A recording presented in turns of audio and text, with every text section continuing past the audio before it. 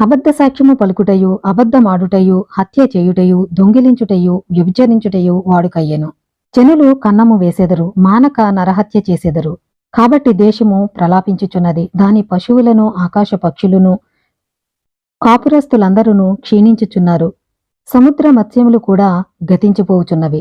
అంటే ఇక్కడ ఏం చేస్తున్నారు? అబద్ధ సాక్ష్యం పలకటం, అబద్ధమాడటం, హత్య చేయటం, దొంగిలించడం, వ్యభిచరించడం, ఇవన్నీ కూడా కన్నం వేయటం, నరహత్య చేయడం, ఇవన్నిటి వల్ల దేశము ప్రలాపించుచున్నది, సముద్ర మత్స్యములు కూడా గతించిపోవుచున్నవి. కాబట్టి వారు తండ్రికి వ్యతిరేకంగా నడుస్తున్నారు. కాబట్టి ఆయన వారిని తిడుతున్నారు. ఇలా చేస్తూ అంటే మీ క్రియలను మార్చుకోకుండా ఈ పండుగలు ఆచరిస్తే అవి నాకు అసహ్యము, హేయము అని చెప్తున్నారు. కాబట్టి ఇవన్నీ కూడా చాలా జాగ్రత్తగా పరిశీలించాలి.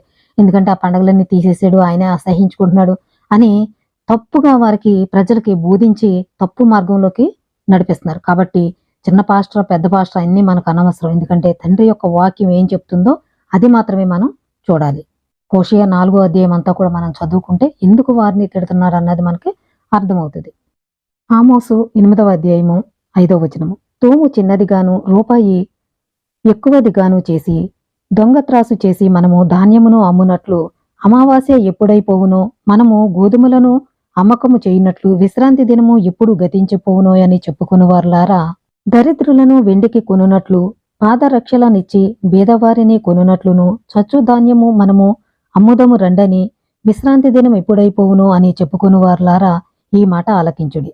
అంటే తూము చిన్నది చేసి అంటే డబ్బులు ఎక్కువగా అమ్మడం, త్రాసు అంటే దొంగ త్రాసు వేయడము, ధాన్యము అమ్మునట్లు అమావాస్య ఎప్పుడైపోద్దో, విశ్రాంతి దినం ఎప్పుడైపోద్దో వ్యాపారం చేసుకుందాం అనుకుంటూ విశ్రాంతి దినాన్ని ఆచరించడం కూడా ఇక్కడ తప్పు అని చెప్తున్నారు. కాబట్టి ఆ విధంగా చేయొద్దు ఈ యొక్క విశ్రాంతి దినం కానీ ఈ నెలపొడుపు దినాలను కానీ అని ఇక్కడ చెప్పడం జరుగుతుంది. కాబట్టి దీన్ని తీసుకెళ్లి వేరే అర్థాల్లో చెప్పుకోవడం అనేది జరుగుతుంది. అయితే ఇశ్రాయేలీలు ఆయనకి వ్యతిరేకంగా తిరిగినప్పుడు ఆయన వారిని తిట్టడం అనేది జరుగుతుంది. అయితే వారిని సరిచేసుకుని ఆయన మళ్ళీ వారిని తీసుకోవడం అనేది జరుగుతుంది. అయితే ఇశ్రాయేలీల గురించి మనం మాట్లాడకూడదు, మనకి ఏం చెప్పాడు అన్నది మనం చేయాలి. కాబట్టి చాలా జాగ్రత్తగా పరిశీలించి ఆలోచించి సరైన క్రమంలో మనం నడుచుకోవాలి. అందరికీ షలో.